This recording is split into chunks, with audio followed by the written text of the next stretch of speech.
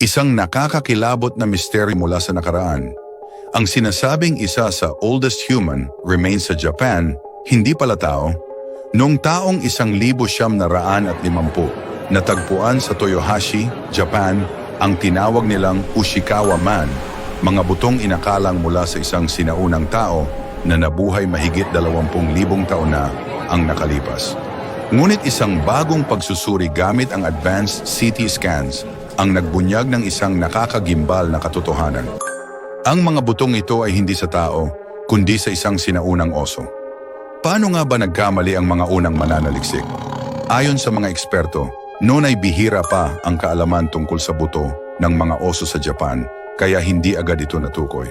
Ngayon, nabura na sa kasaysayan ang Ushikawa Man bilang isang sinaunang tao. Ang tunay na pinakamatandang human fossils sa mainland Japan, natagpuan sa Hamakita at may edad na 14,000 hanggang 17,000 taon. Kung ang isang matagal ng paniniwala ay napatunayang mali, ano pang mga lihim ang nagtatago sa ilalim ng ating mga paa?